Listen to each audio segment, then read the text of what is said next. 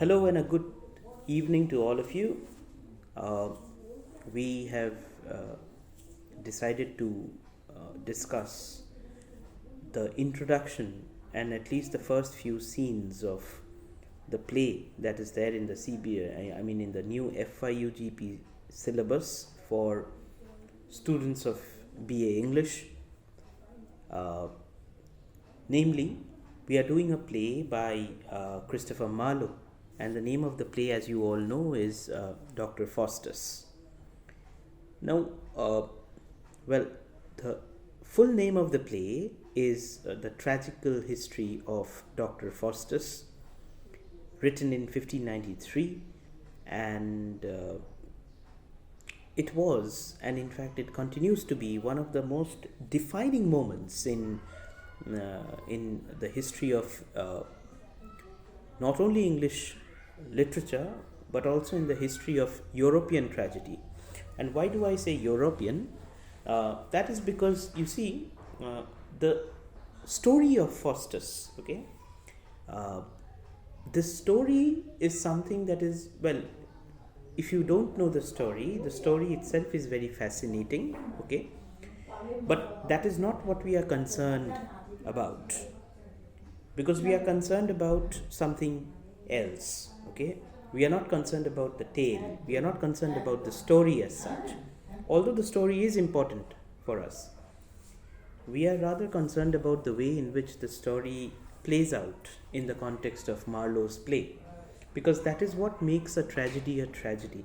As you will know, we have discussed this in your previous semesters when we were talking about the definitions, the basic definitions of a tragedy, the basic definitions of a comedy. There are certain elements in a tragedy which make a tragedy, right? So, although the tale of Dr. Faustus, although the story of Dr. Faustus is important for all of us, it is not the tale precisely that we are always concerned about.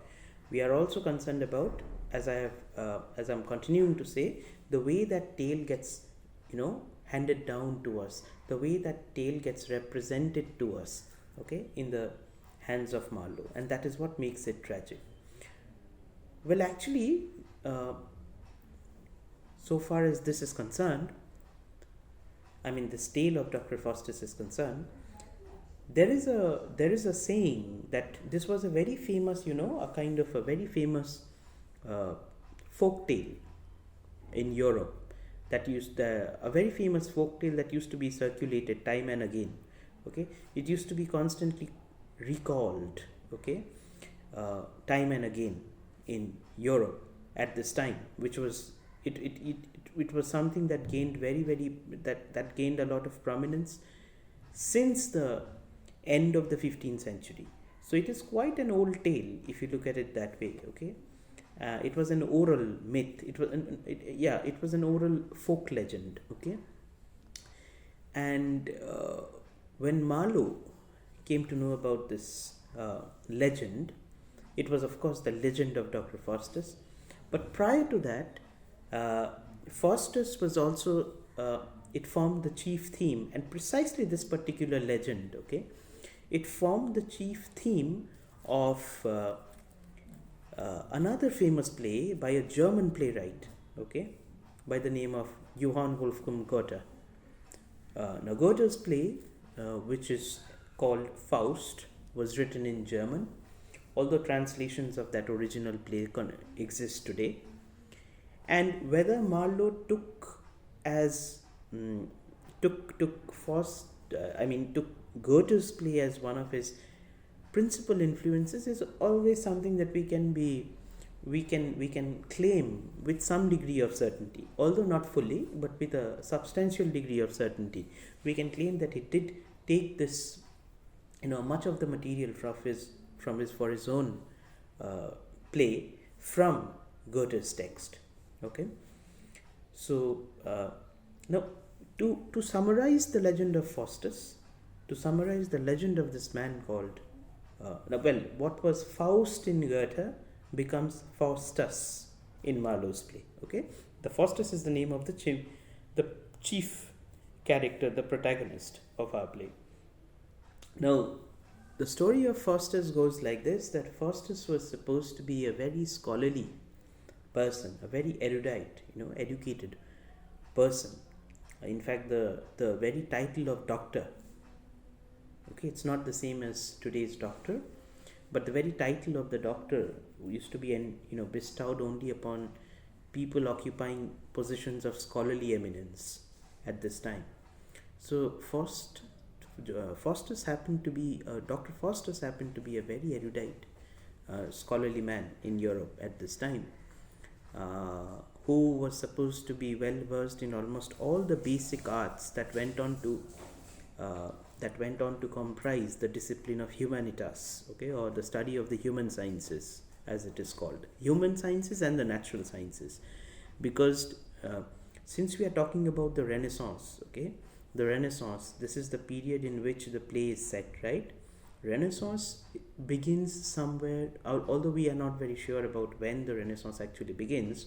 We talk about it as the early modern period, but even then, even if you assume the 15th century, the later half of the 15th century, to be the beginning of the period called the Renaissance, or the revival of new learning. Well, what was exactly this new learning? This new learning was nothing but a renewed enthusiasm for scholarly studies other than religious texts. So even religious texts during the Renaissance began to be looked upon in a very, very secular light, in a way in which it didn't come to be seen precisely as something that had to be kind of chanted and prayed all the time, but it was something that had its own logic, philosophy. Everything religious also began to be viewed in the light of the secular, okay, in the form of secular studies. So the Renaissance was marked by a revival of classical learning, Latin and Greek, a revival of interest in the natural sciences, physical sciences, chemical sciences, organic sciences, sciences pertaining to the body. Because if you look at Leonardo da Vinci's portraits, if you look at Michelangelo's drawings, you will see there's a lot of attention paid to the anatomy of the body, right? So a renewed interest in the natural sciences, okay, and also a renewed interest in what is called the human sciences. Now the human sciences meant history, okay, geography, cartography, because the father of cartography, Gerardus Mercator, is somebody who is also associated with more or less the same period. Bear that in mind. So the Renaissance was marked by a revival of arts, revival of the arts, revival of classical learning, revival of learning in a lot of human sciences, and so on and so forth. Now, why did I tell you this? The reason for telling you this is to show you that when you see the beginning of the play, if you read the opening of the play in scene 1, okay, what is the setting of scene 1? The setting of scene 1 is Faust's own library, his own study, right, filled with books of all kinds, the map of the world adorning the desk, the globe adorning his table. This becomes the setting of the first scene, a very, very important setting, because it goes on to define, in fact, Faust's own study becomes definitive, becomes symbolic of everything that the Renaissance was. Get my point? So the entire study becomes symptomatic, the entire study becomes symbolic of what constituted the Renaissance. He becomes the signature, the signature Renaissance scholar. And we don't even have to get to know about him. We can just know this by looking at the very setting of the first scene, which is Faust's study. And you will see that the play begins with Faustus's own soliloquy, where he talks to himself and equivocates himself as to why he should pursue black magic, or what is called the dark arts, or necromancy. Okay, so the legend of Faustus is something like this, that this particular scholarly man, okay, by the name of Dr. Faustus, who was bestowed with enormous wisdom, enormous knowledge, not wisdom. Be careful, okay?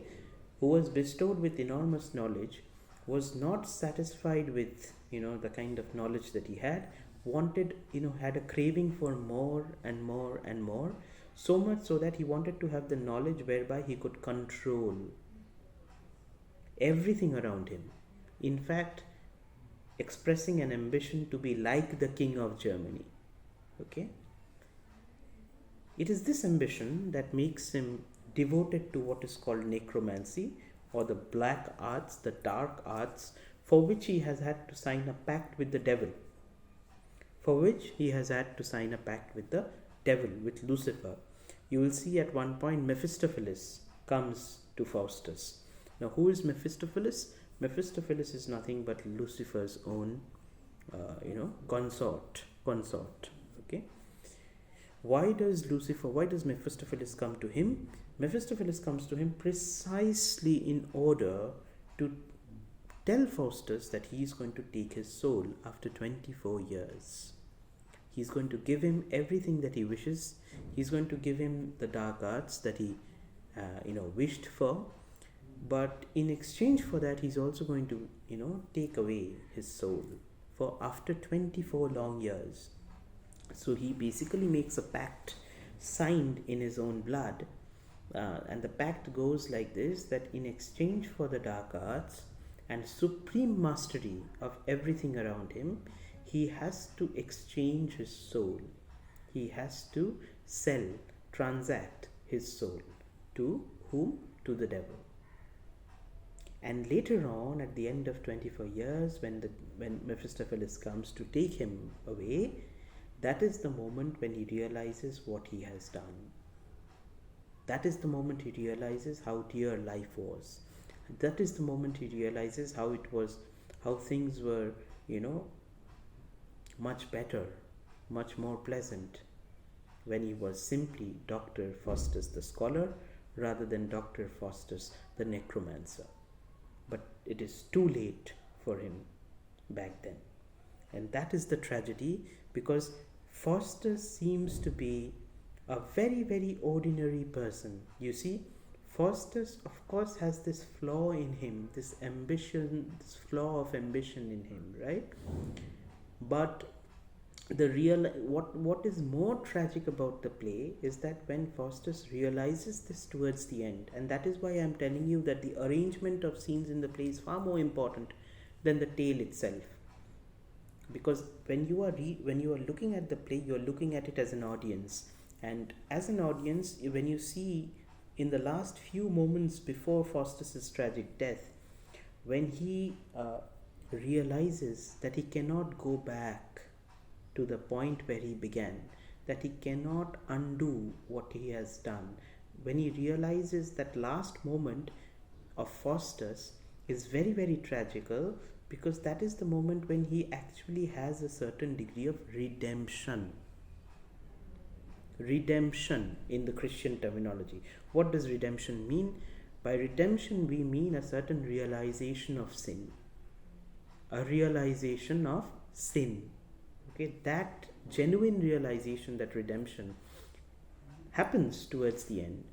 But we know that the point where that redemption happens, the point where that realization happens, in tragic terms, in Aristotelian terms, this is known as the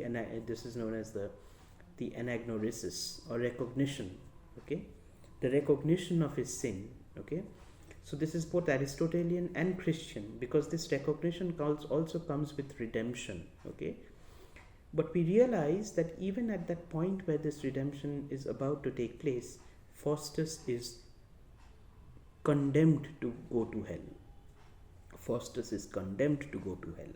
He is not given salvation. Now you will ask me why this is the case. Now one of the reasons for this could be, associated with what is called the Protestant religion, the rise of Protestantism, okay, in England at this time. Protestantism, the influence of Calvinism as a faith, because the 16th century was also marked by the rise of Martin Luther, as you know, the rise of Protestantism in Europe. Okay, This Protestantism was a movement that broke away from the Catholic Church because it believed that the Catholic Church had already become corrupt with sins.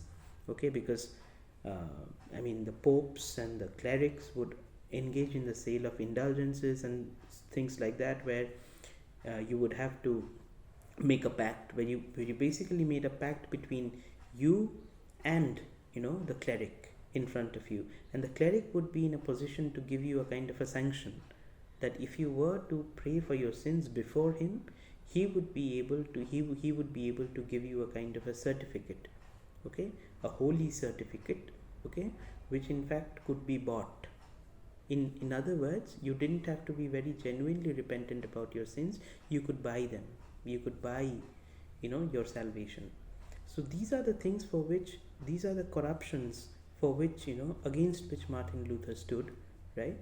And that in fact led to the rise of Protestantism in Europe. Gradually, this came under the influence of a man called, Europe came under the influence of a man called John Calvin, who was again a Protestant reformer, okay? And these tenets, if you look at one of the basic tenets of Protestantism, one of the basic tenets of Protestantism is the idea of predestination, okay? The doctrine of predestination. If I break that down, it is pre, one word, and destination, another word. Predestination is opposed to the concept of salvation. The doctrine of predestination says that who is going to be saved and who is going to be damned is already predestined, has already been decided for before, okay? So no matter how much repentant you are for your sins, if you are one of those souls that are doomed to be damned, that are doomed to go to hell, or if you are one of those souls that are maybe you're condemned to suffer for the rest of your life in hell, you will suffer, okay? So this doctrine of predestination seems to be at the center of Dr. Faustus as well, because when Faustus is no longer is repentant for his sins, but is shown the gate to hell, he's not given a moment of respite. That is the moment we know that Marlowe is somehow influenced thoroughly by this doctrine of predestination, okay, and shows how tragic the fate of man is, okay. So that is one of the underlining elements of the play. Going back to the first scene, as I told you, it takes place in Faustus's own study. Now there are two ways of looking at this, because now that I have already told you how the play is going to end, now that I have already told you what the tale of Faustus is, how do we look at the first scene, the very first scene, okay, which shows Faustus in his study? One of the ways in which we can look at it is by suggesting that it has a kind of an irony, irony, irony. It is a dramatic irony. Why? Because on the one hand, this is the place that is the repository of knowledge, okay, repository of knowledge, because you see an entire treasure trove of books of all kinds, literature of all kinds, right? It is stuffed with all of these literatures. But at the same time, this is also the place which is enclosed, okay, completely enclosed, and also the place where he is visited by Mephistopheles. When he agrees to that pact, Mephistopheles signs that pact in Faustus's own study, the very place that is supposed to give him liberation, because the Renaissance was marked by a thinking and understanding that knowledge could liberate the human subject, right? The very emblematic, the very symbolic space, okay, of liberation is also the space of damnation, because that is also the space where the devil visits him via his consort. This is the dramatic irony, that on the one hand, when you strive towards knowledge, it might lead you to liberation, but when that knowledge is not accompanied by wisdom, it leads to damnation, suffering. This is the true, Renaissance spirit. Many people have seen, many people have identified, many critics have identified this tendency in Renaissance dramatists where, you know, on the one hand, if we are looking at it historically, if we are looking at the Renaissance historically, we are going to see that this is a period marked by voyages, right? Discoveries, experiments, new literatures, Shakespeare, uh, reworking of the translations of Virgil, golden age of the English Empire, and so on. All of these good things. That is one way of looking at it. Okay, liberation from, of course, the church, like the Middle Ages, right? That is one thing. Improvements in mercantilism, improvements in businesses, the growth of a bourgeoisie. Bourgeoisie is the middle class, okay, because businesses began to expand at this time. These are the good things. On the other hand, what about the fact that this is not always rosy? The picture is not always rosy, because if you are liberating the soul, if you're liberating the mind, which is the objective of the Renaissance, right? The liberation of the mind, right? If you are liberating the mind, if you are engaging in a study of the arts in order to liberate the mind, if you are engaging in a study of the arts in order to in order to understand how human subjectivity can itself make sense of the world around it, this is called humanism, right? The rise of humanism. On the one hand, if you are doing that, you must also be prepared to understand that the human subject also, because he is a free thinker now, can also realize his own limits. You see, that is the point. If there is knowledge, and the knowledge liberates you initially, it is this knowledge which is also going to tell you what exactly your limits are. The Renaissance dramatists are precisely pointing to this, pointing to the, especially people like Marlowe, are pointing to the pitfalls of this unabashed strife for knowledge, are pointing to the pitfalls of this limitless strife for knowledge, okay? And in pointing to the pitfalls of this limitless strife for knowledge, they are not doing something at odds with the Renaissance spirit. They are very much in line with the spirit of the Renaissance, because this is what liberation should be like. This is what the reclamation of the human spirit should be like. It should be mindful of both the pros and cons. It is only then that it is a completely liberated subject, right? So that is the thing. Faustus' study could be a dramatic irony, right? But that dramatic irony is, kind of resolved the moment we understand that there is a certain logic behind portraying Faustus' study like this. On the one hand, it is the repository of knowledge, the whole world, right? And on the other hand, it is the space which is very cloistered, very, very, kind of claustrophobic. And it is also the space which is visited by Satan. And when not Satan, sorry, Mephistopheles, of course, Lucifer, Satan's guide. But when Mephistopheles comes there, a very remarkable line, okay, which happens in scene 5, okay, when Faustus is visited by Mephistopheles, he asks him, why are you not in hell? Okay, I'm paraphrasing the lines, of course. He asks him, why are you not in hell? And Mephistopheles tells him that, why, this is hell, and nor am I out of it. In Goethe's text, the translation reads, therefore this is hell, and nor am I out of it. Which way I turn is hell. I myself am hell. Okay? So, the meaning of these lines is that Mephistopheles wants to give you an idea that this idea of the heaven and hell as being separate entities, okay, they do not necessarily have to be there as separate metaphysical entities. They can very well be created in the domain that you have, okay, because the Renaissance, this particular period was characterized by a certain pattern of thought, which insisted that human beings, just as human beings could carve out their own destiny because of humanism, human beings could also become closer to either their divine self or their hellish self. Human beings, in other words, had a choice. And it is this choice that marked the human character as distinct from all the other animate objects. Animals didn't have a choice, human beings did, okay? And this choice was to swerve either in the direction of the heavenly or in the direction of hell.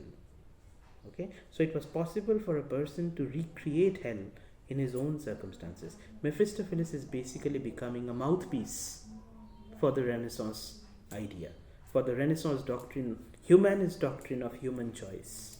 Okay, so in scene 1, in Faustus' study, the soliloquy, Faustus begins with a speech where he talks about 4 things. Okay. The first is logic, L-O-G-I-C, logic. And he cites Aristotle, okay, who, well, of course, the father of logic. He cites Aristotle and says that, well, logic is something which is supposed to be earned, okay, supposed to be learned, but it does nothing more than help a person become a good debater, skillful debater, okay. But I am already that skillful debater. So why do I need logic anymore? I shun logic. Okay? And then he comes to the question of medicine or, medicine. Okay? And he quotes Galen, who was supposed to be a medieval authority on medicine. Okay? At that time. And he says, well, medicine is good, but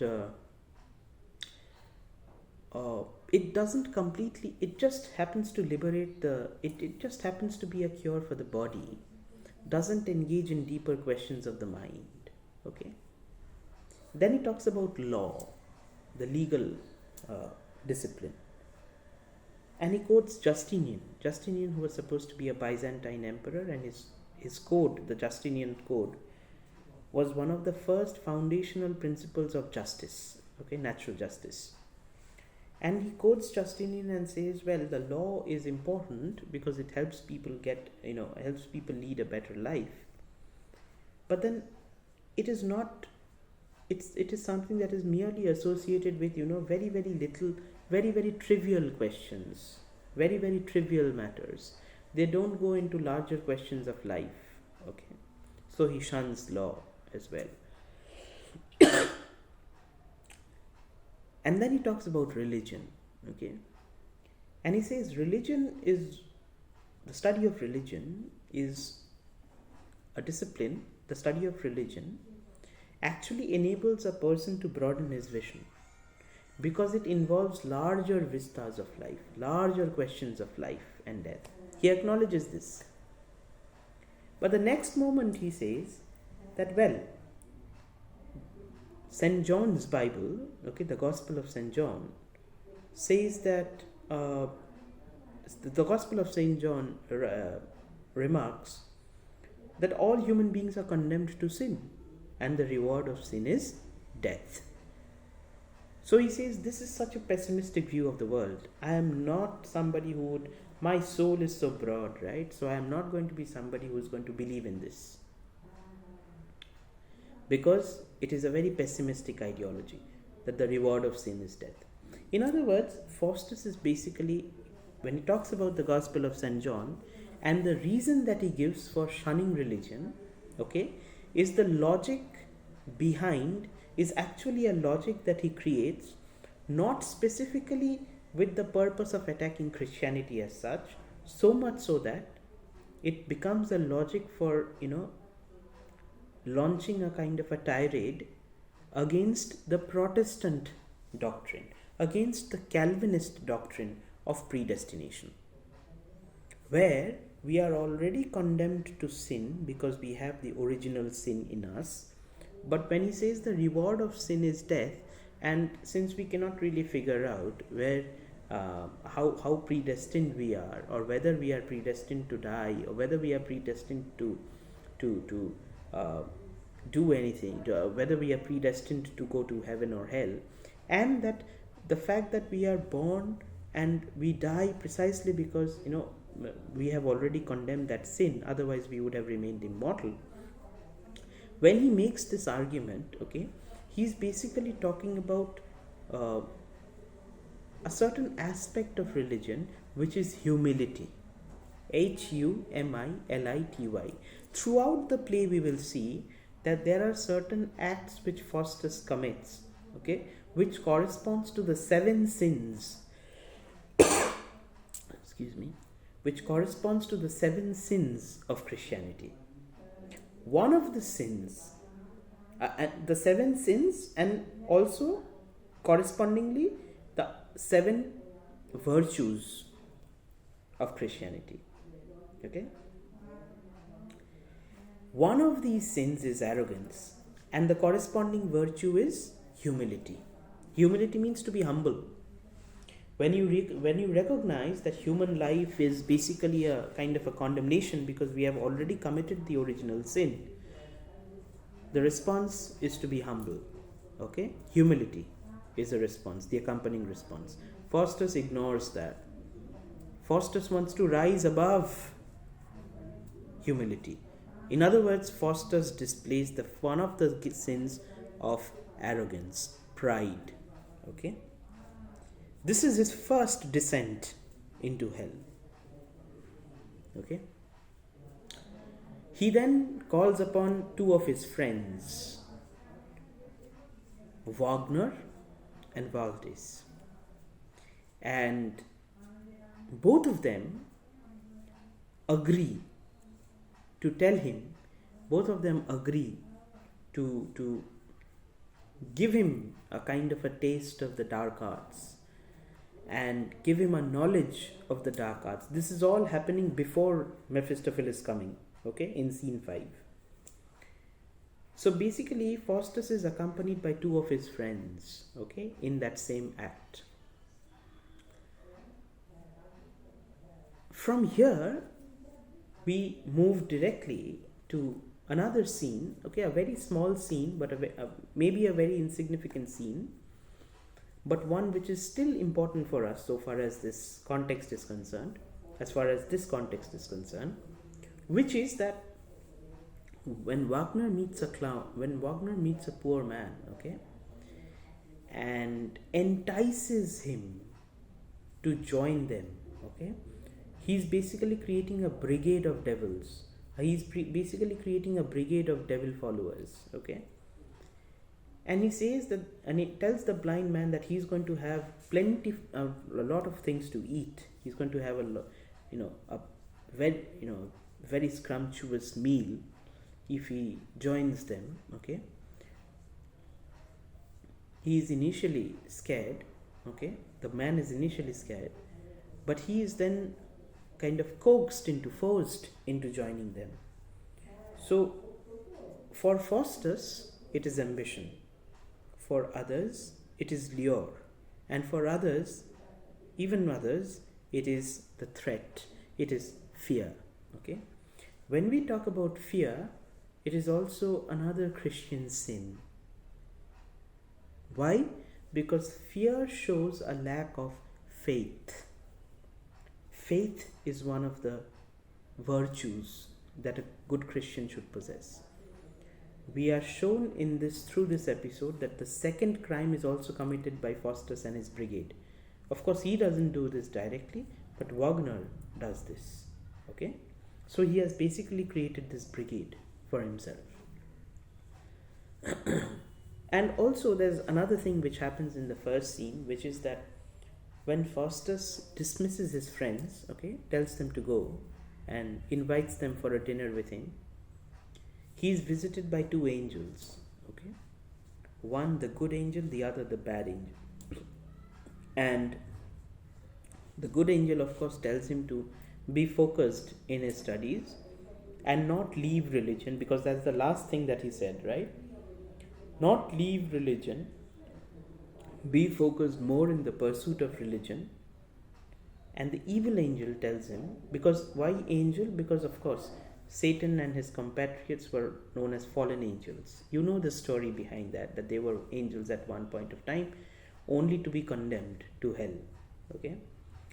So on the one hand, the good angel advises him against the pursuit of necromancy, And on the other hand, the evil angel entices him to pursue necromancy. So Faustus is not only is Faustus guilty of the sin of arrogance, Faustus is also guilty of the sin of lust, lust, lust or greed, whatever you call it, because you can only be you can only sin when you have a propensity to sin. Okay, of course the evil angel acts as a kind of an agent. Okay, but the action ultimately comes from Faustus. The sin is ultimately Faustus's own sin. Okay, so it is here that he commits the second sin of greed.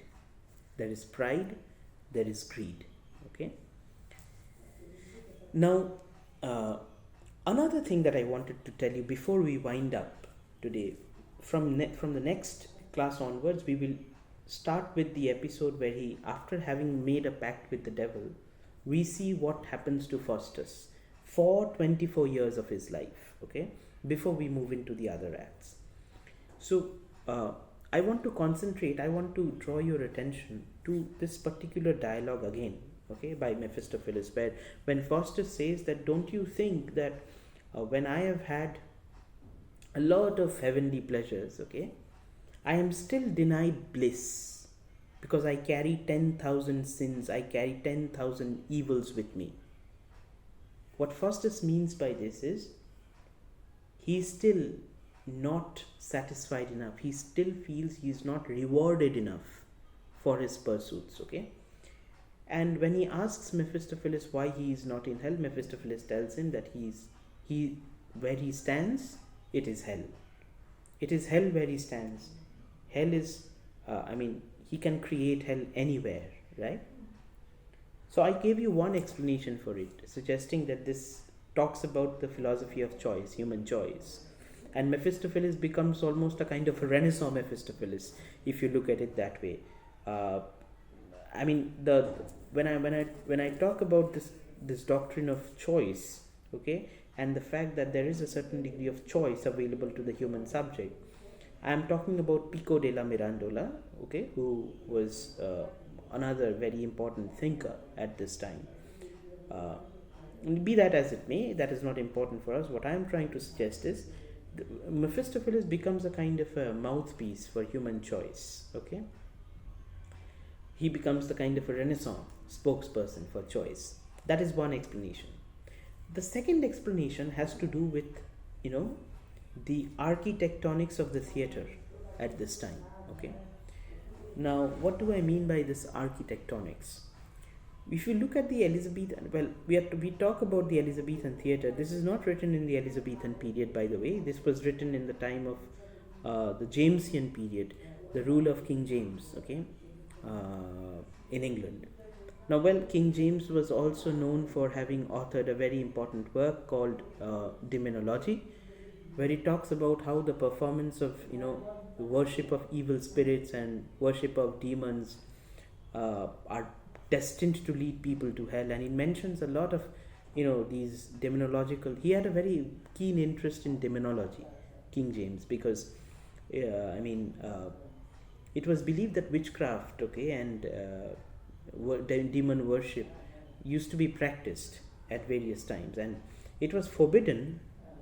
For your information, it was forbidden, okay, in England, but continued to be practiced, and that this very uncanny kind of, when I say uncanny, I mean very uncharacteristic, okay, unfamiliar sort of affinity that King James had for demonology. That is very striking, because what was prohibited seems to have gained so much attention, right, that the king writes a book on it, demonology. So when we see these things happening, Faustus performing devil worship, later on you will see Macbeth, written by Shakespeare, also set in the Jamesian period, King James period, talking about the witches and so on. We see how powerful these things are, right? They are forbidden, but the forbidden also exerts a kind of a power. This is again a dramatic irony. The very dramatic irony that I was talking about when I talked about Faustus' study. The use of demonology, the use of demon worship, the use of witchcraft and wizardry as a theme, that is also a significant aspect of dramatic irony in the text. Because on the one hand, the practice is forbidden at this time. On the other hand, it is something that is pursued by the royal, not pursued, I mean, it is something that excites the interest of the king. Okay, so much so that it's almost a kind of a threat that is sanctioned, that is prohibited, but the threat nevertheless persists. And the threat is not simply a threat which exists as fear. It is a threat which also provokes a lot of interest. It becomes a kind of a cocktail in that sense. Okay, so this is another case of dramatic irony. You see how interesting the Renaissance is. Okay, because it embodies these contraries, it embodies these dualities. Okay, and each duality can actually be explained by the very philosophy which is the Renaissance, because each philosophy is actually somewhere or the other at the root influenced by human subjectivity. If you have let the human subject, liberated the human subject through learning, it is possible that he is going to come into contact with both the sanctioned and the prohibited, and then the prohibited will begin to draw an interest from him, because you have already liberated him. Okay, that is the thing.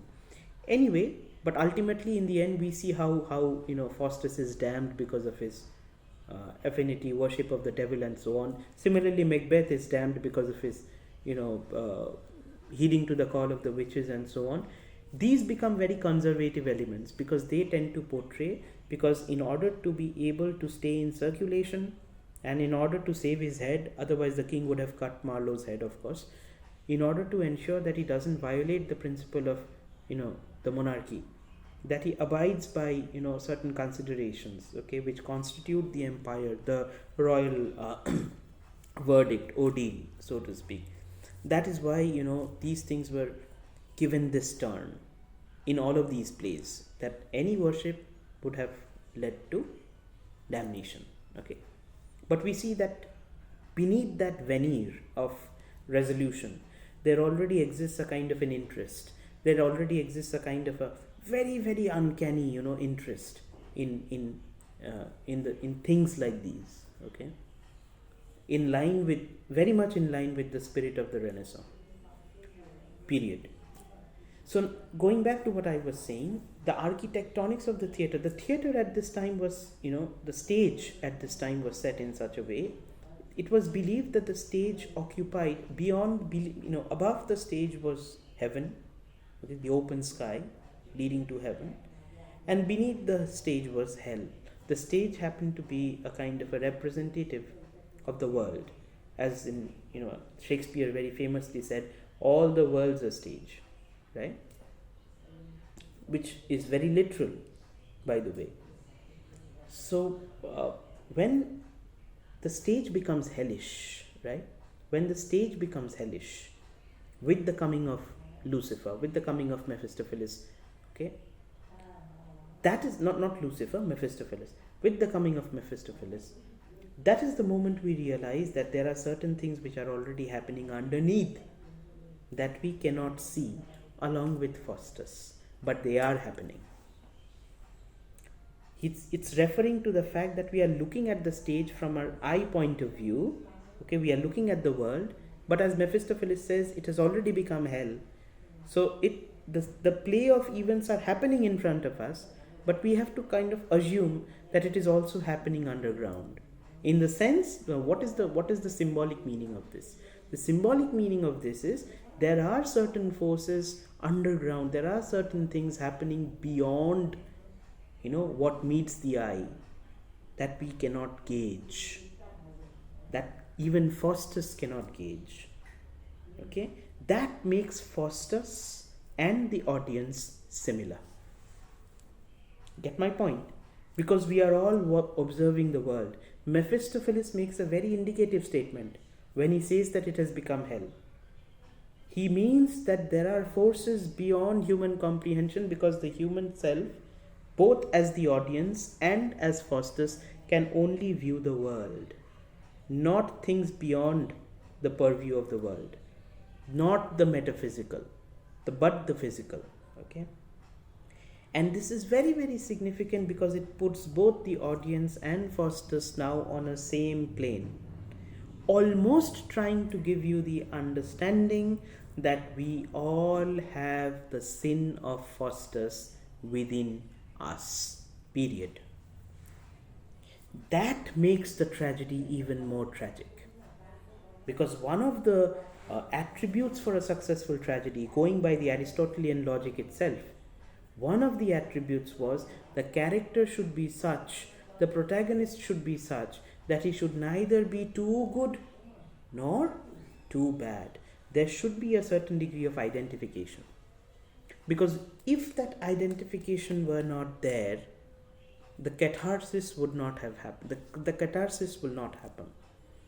For the catharsis to happen, it is important that that identification is there. Okay? And that identification becomes kind of enacted through Mephistopheles' statement. Mephistopheles is doing a very important thing here. Just as I told you, he is the Renaissance Mephistopheles when he talks about choice. He is also the Renaissance Mephistopheles when he is talking about, when he, just by saying this, okay, he has already created a kind of a non-distinction between Faustus and the audience. Mephistopheles has engaged in what we call a speech act. A speech act. Okay? Speech. What is a speech act? A speech act is an enunciation which, when produced, an articulation, a speech which when made already does something for us. Okay? It already does something for us. And it is the speech act of Mephistopheles that creates that identification, so very crucial to the effect of a tragedy, catharsis. Okay? So we stop at this point where we have just begun. Faustus's descent into hell has just begun. We'll find him doing a hell lot of exciting things, okay, later on, exercising his superpowers to disrupt this and disrupt that. And then we move into the tragic aspect, the anagnorisis, okay, his recognition from where there is no turning back. Okay, so I hope you have kind of picked up some of the preliminaries from our lecture here. We will continue with the next few scenes in the next class. Thank you.